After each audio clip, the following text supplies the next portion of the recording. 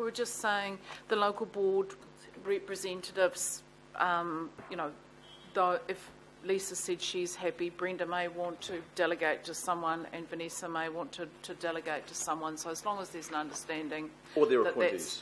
Yeah, but I think that's really useful. So you're happy to move that? Someone happy to second that? Is there a second? I've got the IMSB there. That I'm not changing that. Right. And it's up to them to choose their representative. Happy to second. Okay, so that's been seconded by Councillor Wayne Walker. So you're happy with those, Councillor Darby? That looks good. Good. Unless anybody else wants to put their hand up. Nope, I so far haven't, but we've got lots of speakers still to go. Councillor Lee. Thank you, Madam Chair. I would note that this Monday there is a tour of the Royal New Zealand Air Force Base under the aegis of the Infrastructure Committee. Obviously, everyone would be invited, all councillors and IMSB members, but also it would seem that it would be appropriate to invite the local board people as well, and importantly, the planners working on the structure plan. So in the spirit of integrated management, not working in silos, it would be useful to try and get the best out of this trip to look at defence infrastructure. But on the way, the reverse sensitivity and the structure plan that I wasn't really aware of could be part of that as well. So I'll leave that thought with you all. Yeah. Thank you, Madam Chair. We've got the Tripartite Summit on Monday, so I won't be able to attend, unfortunately, but I have lived on an Air Force base and visited Whenuapai many times, so issues.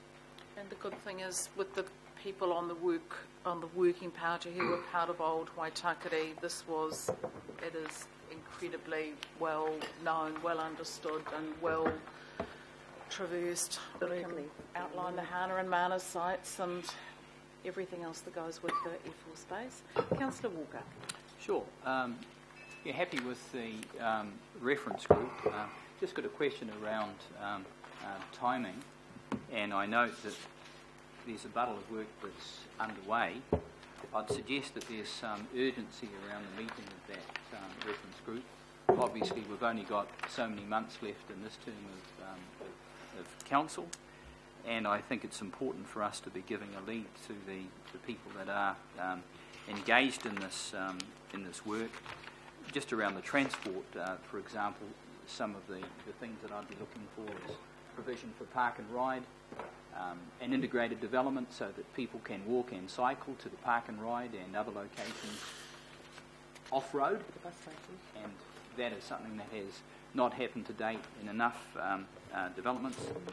Quite obviously, there are huge concerns around the integration of the Royal New Zealand Air Force, and as much and all as I see that we've got this reference group that's obviously around councillors and the like, I'm assuming that reference group is part of a larger reference group that embraces the Air Force and local groups. Is that the way it works? So we have we've met with the Air Force already, and they have and met several times with them now.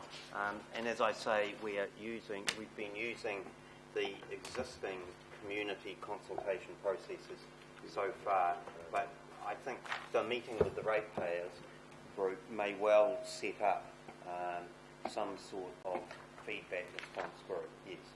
Sure. And the last point that I just want to put on the table, and I'm sure it's been embraced by this work, is the adequacy, the amount of park space, because we know that we've got severe limitations around our development contributions regime. We need to put those things on the table.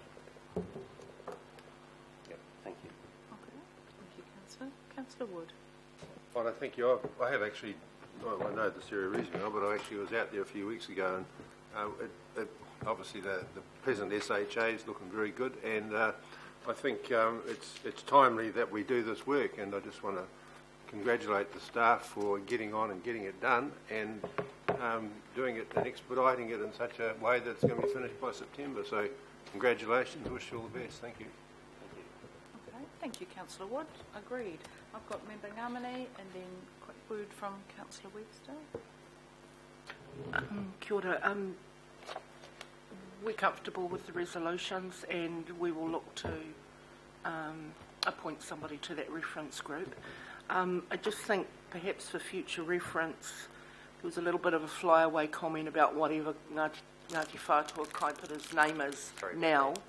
If we can just clarify that, in November 2010, Ngāti Whātua Kaipara approved the post-settlement governance entity, and it comprises two private trusts. One is Ngāti Whātua Ngā Maunga Whakaahi o Kaipara Development Trust, and the other is Ngā Maunga Whakaahi o Kaipara Tari Pupuri Taonga Trust. So it's important you do know which one you're dealing with and that you get your head around the name for future reference. Warren, if you can say it So, again. no. I think it'd be good. Come on, Warren.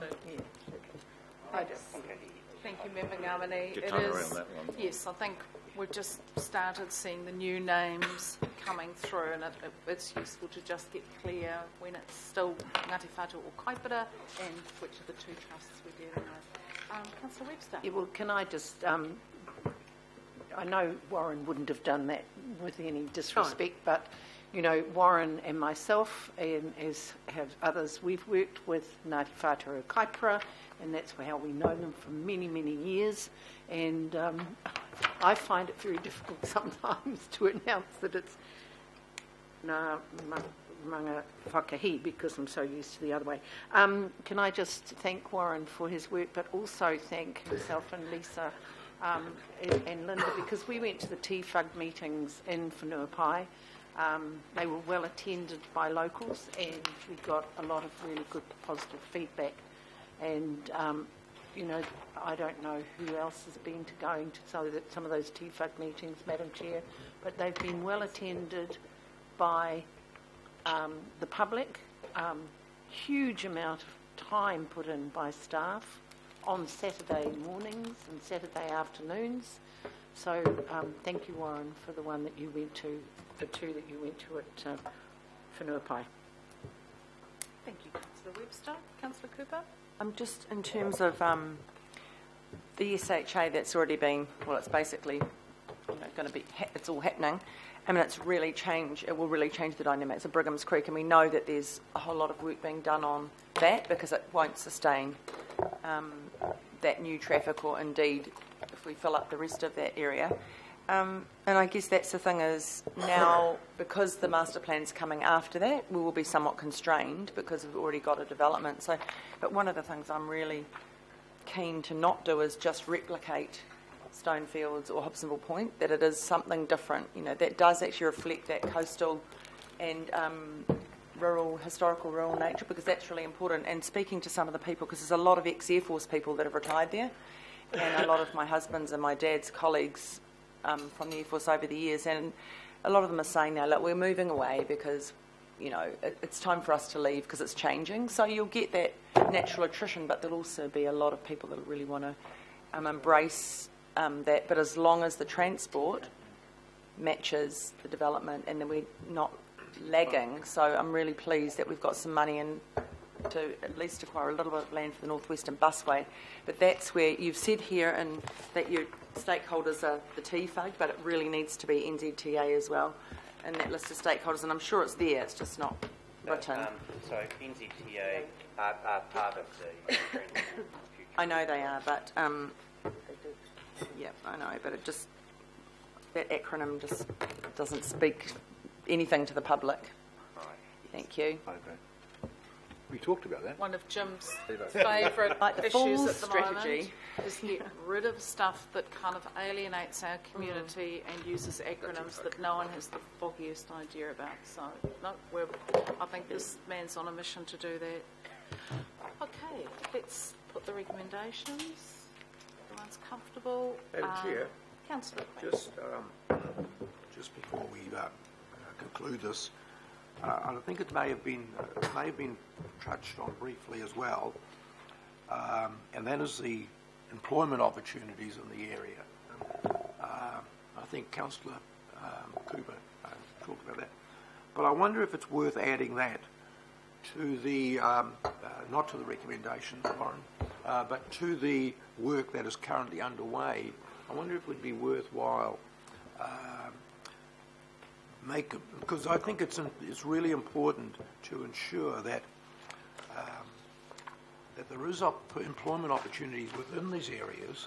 Otherwise, we end up with people going all over the place and just congesting the roads even more than they are at the moment.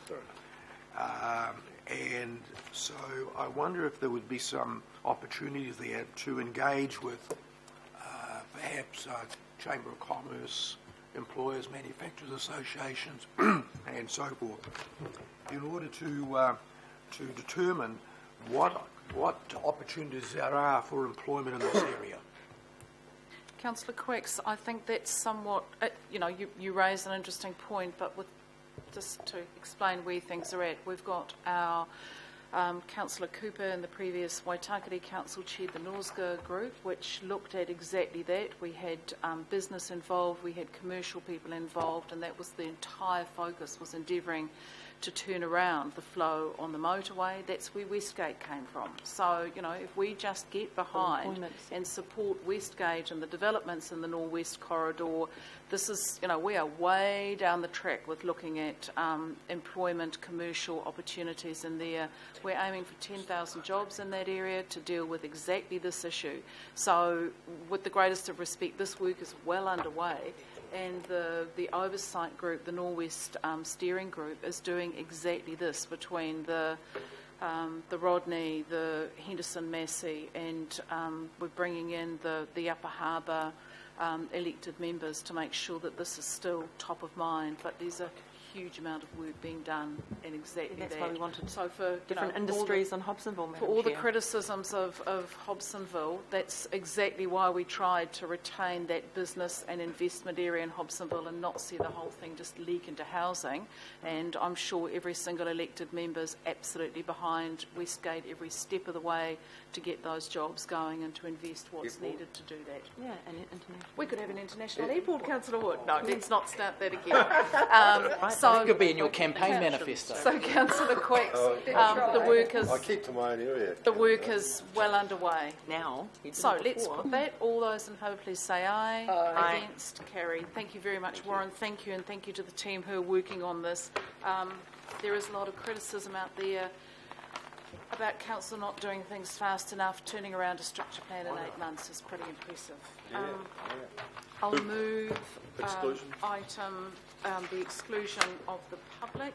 Yes. We are going to be dealing with purchase of property, and that does need to be done in confidential to protect our financial bottom line. I'll move that. Councillor Wood will second. I'll put that. All those in favour, please say aye. Aye. Against, carried. So we'll just take a moment. And I might actually just hand over, Councillor Darby, are you happy to just take over the stormwater discussion? Thank you. Thank you all.